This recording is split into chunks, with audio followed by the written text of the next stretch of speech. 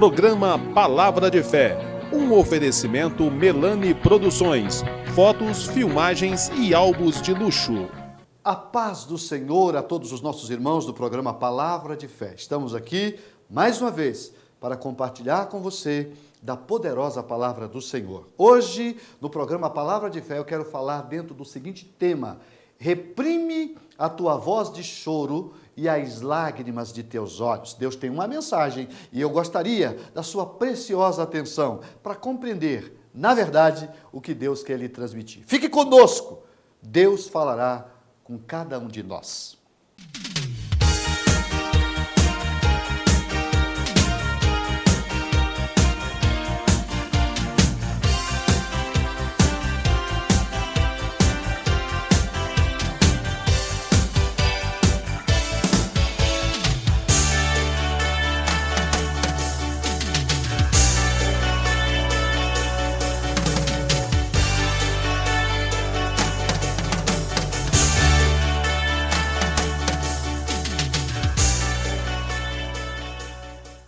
Vamos fazer a leitura em Jeremias, capítulo 31, o verso 16. Diz assim: assim diz o Senhor, reprime a voz de choro e as lágrimas dos teus olhos, porque há galardão para o teu trabalho, diz o Senhor, pois eles voltarão da terra do inimigo. Baseado nesse versículo, eu quero compartilhar com vocês uma palavra cujo tema é: reprime a tua voz de choro e as lágrimas de teus olhos. Que Deus possa nos dar uma boa palavra, que nós possamos compreender a mensagem que está inserida nesse versículo. Para que a gente compreenda de fato esta verdade bíblica, a gente precisa compreender que este capítulo está falando da restauração de Israel. E uma restauração como no todo. O povo de Deus aqui vai receber uma promessa que faria com que eles vivessem unidos sob a sua bênção. Jeremias, depois de dar como certa esta reunificação, revela que Deus fará um novo e melhor concerto com o seu povo, e que incluía, entre outras coisas, a bênção espiritual e a bênção material. Por que esse capítulo é importante? Porque o livro de Jeremias, na verdade, é um livro muito triste. Muito triste. Se você ler o contexto da profecia, você vai ver que Deus levantou esse profeta para... Olha o teor do ministério de Jeremias. Era para derribar, para arrancar e para destruir.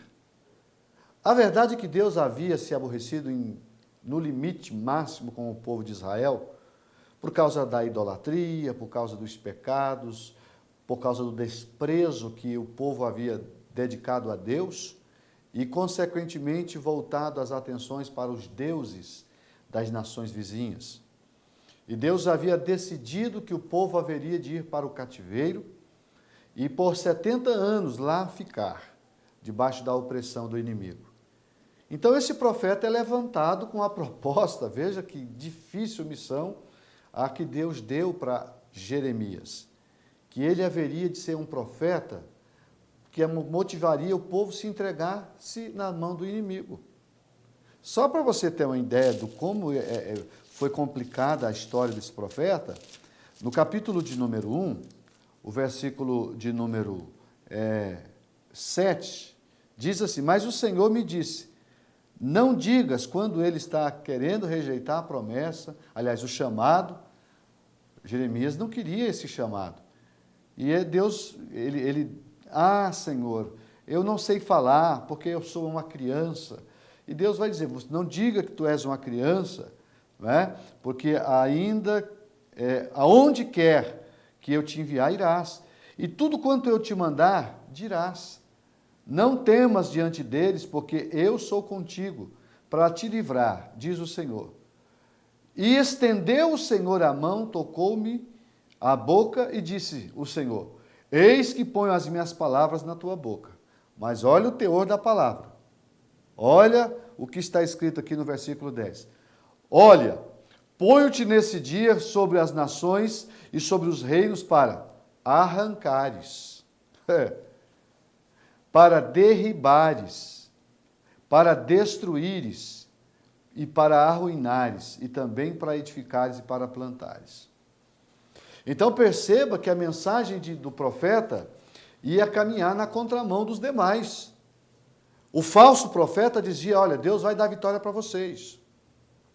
O profeta Jeremias diz, olha, não adianta vocês guerrear e nem querer resistir, porque Deus já decidiu, você está na mão do inimigo.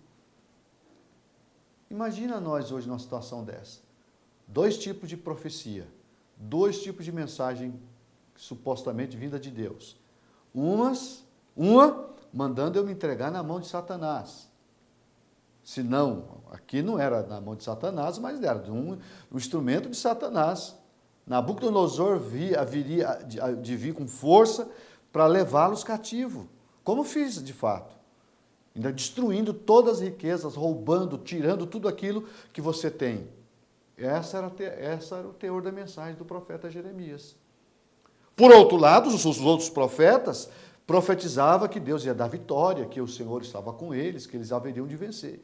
Então, essa etapa da vida aqui, essa fase da vida, ela é conturbada, porque o que parece ser verdadeiro é falso, e o que parece ser falso é verdadeiro. Essa é a história, esse é o pano de fundo da história do profeta Jeremias. Então não é fácil estudar Jeremias, nem entender o livro de Jeremias. Mas esse capítulo em si, ele surge como um oásis de Deus, mudando aqui o teor da mensagem. E ele vai dizer, não é, que Deus vai mudar o quadro. Essa é uma palavra de esperança. Esta é uma palavra que vai trazer aos nossos corações uma palavra de esperança. E por que eu me senti tocado em compartilhar com os senhores esse texto? Nós estamos vivendo um momento muito difícil. Deus sabe quanto está difícil enfrentar esta pandemia. O país sofrendo, o mundo sofrendo. As pessoas não sabem o que é pior, ficar em casa isolado, sem trabalhar, ou ir para o trabalho, correr risco de ser contaminado por esse vírus, o Covid-19. Então há uma incerteza no ar. No fundo, todo mundo tem razão e ninguém tem razão. Porque qual é o pior? Ficar livre do vírus e com fome? Ou resolver o problema da fome e contrair o vírus? Nenhuma situação é fácil. Mas a verdade é que Deus, e é aqui que eu quero que você preste bastante atenção, Deus, apesar de todas a sua forma de tratar com os seus filhos, com suas criaturas, porque nem todos nós somos filhos, né? A Bíblia diz que o homem é criatura de Deus, nós somos filhos à medida que nós entregamos a nossa vida na mão dele. Aí sim, aceitamos a Jesus como único e suficiente Salvador, então a partir daí nós somos filhos dele. E esse capítulo, Deus está dizendo aqui no versículo que eu li, reprime a voz de choro e as lágrimas dos teus olhos. Deus está mandando parar de chorar. Reprima, ou seja, retenha. Pare de chorar, pare de reclamar, pare de lamuriar.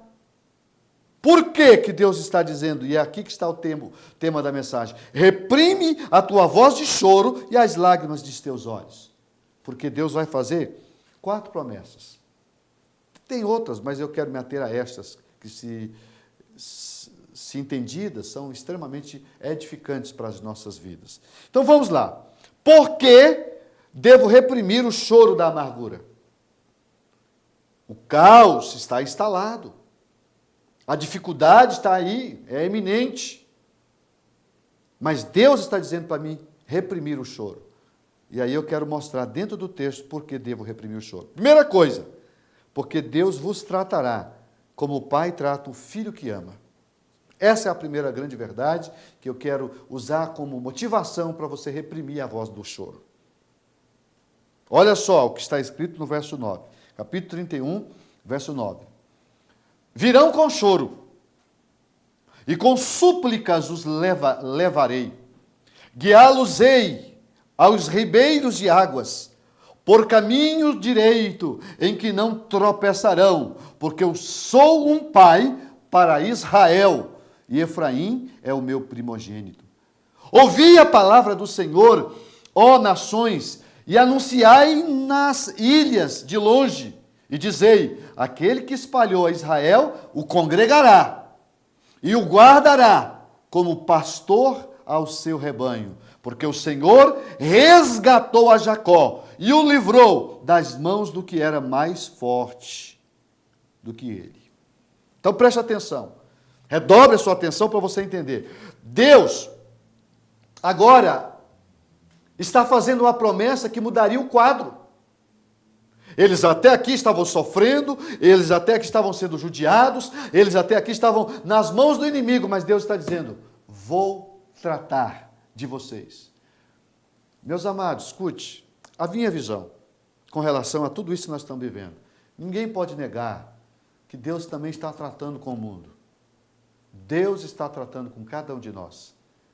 E eu estou aqui me colocando junto, não é? Porque não é sábio você achar que você está isento de tudo, porque quando Deus resolve usar a sua vontade, seja ela diretiva ou permissiva, e nós precisamos compreender que Deus tem duas formas de agir com relação à sua vontade. É a vontade diretiva, que é quando ele faz, e a sua vontade permissiva, que é quando ele permite. Todo esse problema pandêmico que nós estamos enfrentando tem a vontade permissiva, no mínimo de Deus. A vontade permissiva está aí. Deus está permitindo tudo isso para quê? Para que os homens saibam que são mortais, para que os homens reconheçam que precisam de Deus. As pessoas estavam vivendo, e eu vejo muito isso, pessoas desdenhando, ridicularizando, né, brincando, vulgarizando Deus e a fé. Quantas pessoas, principalmente no Brasil, né, desdenhando valores espirituais, desfazendo, ridicularizando aquelas pessoas que servem a Deus. E hoje estamos aí, irmãos, nesse quadro. Deus judiou, Deus permitiu, não é que Deus judiou, Deus permitiu que Israel fosse judiado, mas extremamente judiado pelos babilônios. Nabucodonosor veio com força, com fome, com gana, com sede. E não só levou eles cativo, como levou todas as suas riquezas. O templo que Salomão havia construído foi destruído, ele arrancou até os alicerces, porque havia ouro, havia prata, e eles arrancaram tudo para levar os elementos preciosos que estavam naquele belíssimo e suntuoso templo, para não dizer a cidade, e de tudo aquilo que eles possuíam. Então Deus puniu, Deus tratou, porque eles haviam virado as costas para Deus. É isso.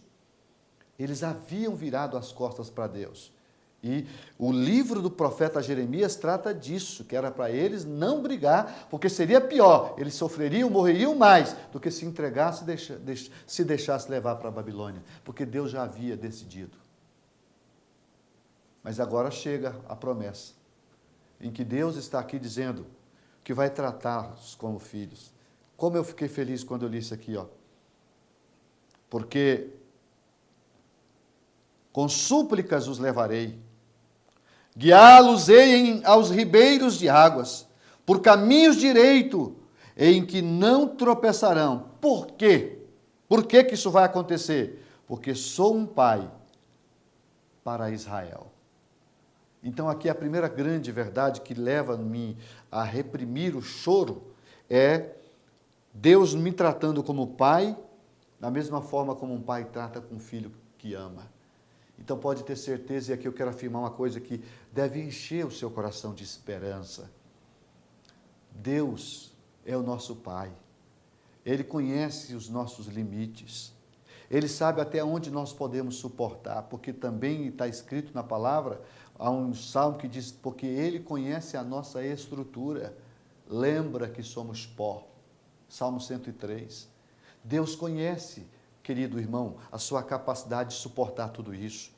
Então não se desespere, não vá além da medida, saiba que Deus está no comando de todas as coisas, nós estamos sendo controlados e auxiliados pelo Senhor. Deus às vezes até permite que a gente sofra, mas Deus não nos deixará ser provado acima da nossa capacidade de sofrimento. Deus vai nos tratar como filhos, e Ele é um Pai amoroso que sabe tratar dos seus filhos. Então essa é a primeira grande motivação para você reprimir a voz de choro. Segunda, o verso 12 vai mostrar que Deus está pedindo para nós reprimirmos a voz de choro, porque chegou o tempo da restauração e de bens materiais. Vou ler, preste atenção. Hão de vir e exultarão na altura de Sião, e correrão os bens do Senhor. Aleluia! O trigo, e o mosto, e o azeite, e os cordeiros, e os bezerros, e a sua alma será como um jardim regado, e nunca mais andarão tristes. Aleluia! Se você crê que a Bíblia é uma palavra profética, é bem verdade que eu sei que isso aqui foi escrito para uma época do povo de Deus que estava prestes a retornar do cativeiro. Deus está aqui dizendo uma palavra que encheria o coração deles de esperança, mas eu sei que a palavra de Deus, ela é a voz do Senhor, e você pode compreender que Deus, de igual forma, assim como Ele tratou seus filhos daquela época, Ele pode também tratar de cada um de nós, porque Ele ama na mesma proporção que amou o seu povo Israel. Nós somos hoje o Israel de Deus, nós somos o povo eleito, o povo adquirido, separado, para que vades e deis frutos, e frutos dignos de arrependimento. Aleluia! Então Deus está aqui fazendo uma promessa. Ele vai colocar em nossa mesa o trigo, o mosto, o azeite. Aqui tem 3 elementos que na Bíblia são significativos. Só essas 3 palavrinhas eram suficiente para mim trazer-lhes aqui uma mensagem. Trigo fala de pão, fala de alimento. Mosto fala de vinho, fala de alegria. E azeite fala de unção. Deus está prometendo devolver alimento que alimenta o corpo e a alma. Deus está prometendo mosto, alegria para você que está triste, para você que está amargurado, e também azeite, que é símbolo da ação do Espírito Santo, que fala da unção. Então, queridos irmãos, Deus está aqui pedindo para reprimirmos a nossa voz de choro, porque chegou o tempo da restauração dos bens materiais. E Ele ainda vai falar, olha só que coisa linda, e os bezerros, e os cordeiros, e a sua alma será como um jardim regado, e nunca mais andarão tristes. Então a virgem se alegrará na dança, e também os jovens e os velhos, e tornarei o seu pranto em alegria, e os consolarei e transformarei em regozijo a sua tristeza. Faço minha essas palavras para profetizar isso na sua vida. Que Jesus possa transformar o seu pranto em alegria, que Deus possa transformar a sua tristeza em regozijo, que você possa ser confortado pelo Senhor, que você possa ser ajudado pelo Senhor. Saciarei as almas dos sacerdotes de gordura, e o meu povo se fartará dos meus bens, diz o Senhor. Que Deus possa, depois dessa pandemia, trazer um tempo de vitória para nosso país. Eu quero crer que Deus vai nos ajudar, que Deus vai nos auxiliar, que Deus vai mostrar a cada um de nós o caminho da restauração, da reparação, que Deus possa restituir aquilo que nós estamos perdendo hoje, que a mão do Senhor possa estar trabalhando para que você, para que eu, para que todos nós sejamos agraciados pela sua poderosa palavra. Então reprima a tua voz de choro e as lágrimas dos teus olhos, porque chegou o tempo da restauração dos bens materiais. Terceiro, por que devo reprimir a voz de choro? Porque Deus, além de fazer aqui uma promessa de tratar-nos como filhos, te ama. Porque Deus, além de prometer aqui restaurar os bens materiais, Deus também está fazendo uma promessa maravilhosa. Sabe qual é? Preste atenção, porque isso é profético. Deus está prometendo cuidar, sabe de quem? Dos seus filhos. Aleluia! Você que é pai, você que é mãe, que está preocupado com os seus, olha a mensagem que Deus tem para você nessa oportunidade. Assim diz o Senhor: reprime a voz de choro e as lágrimas dos teus olhos, porque há galardão para o seu trabalho, diz o Senhor. O versículo 17: e há esperanças no derradeiro fim para os seus descendentes, diz o Senhor, porque teus filhos voltarão para o seu país. Deus está aqui fazendo uma promessa poderosa. Vou abençoá-los, mas também vou abençoar seus descendentes. Vou abençoar vossos filhos. Eu gostaria que você tomasse essa palavra como mensagem para a sua vida. Creia nisso. Vivencie isto. E trabalhe e viva em função disto.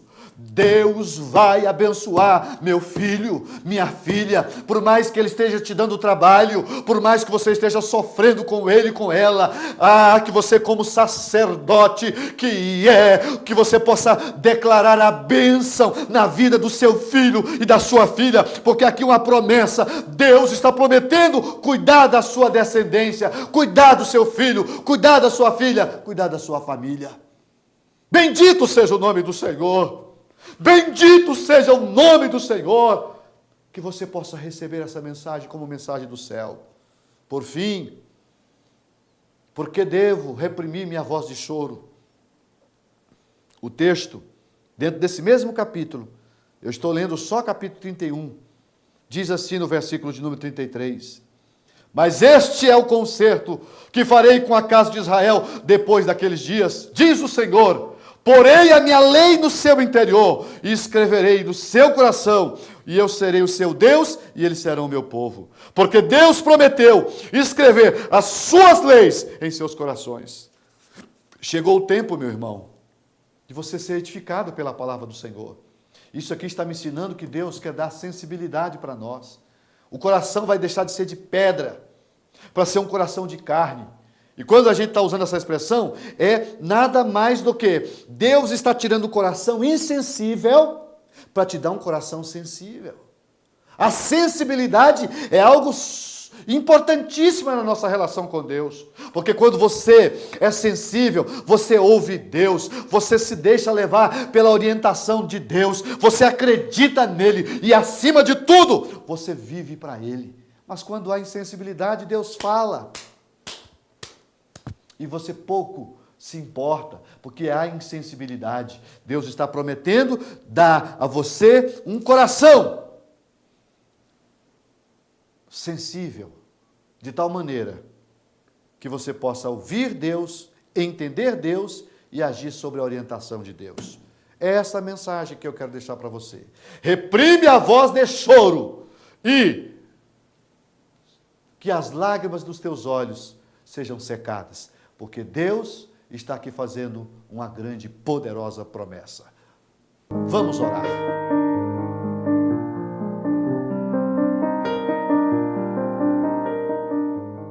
Vamos falar com o Pai.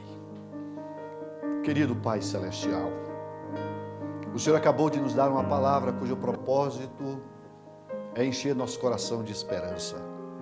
Reprime a tua voz de choro e as lágrimas dos teus olhos, foi o que nós acabamos de ensinar. Então, papai, cumpra esta palavra na vida dos meus irmãos.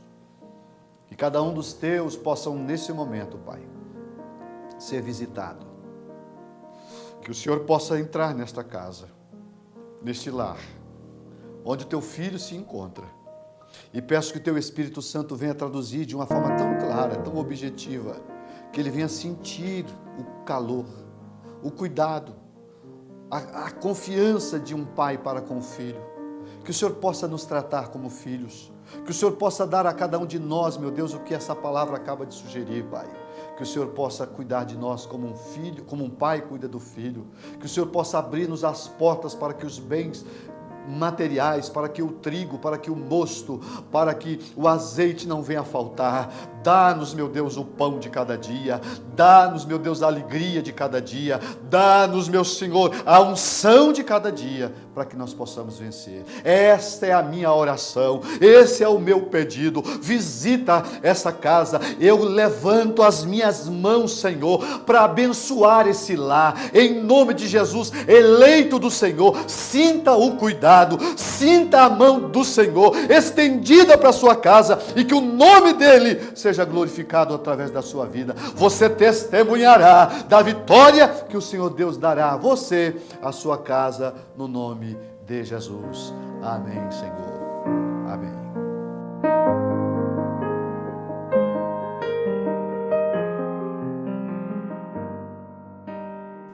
Estamos terminando mais um programa Palavra de Fé. Eu espero que Deus tenha falado com você. Lembre-se de que Deus fala. Nós precisamos ter sensibilidade para ouvir a sua voz. Eu quero me despedir de você, desejando uma semana de bênção, que a mão do Senhor esteja presente na sua vida, na sua casa, te livrando de todos os males. Lembre-se sempre, a bênção do Senhor é que enriquece e não acrescenta dores. Fiquem com Deus e até o próximo programa.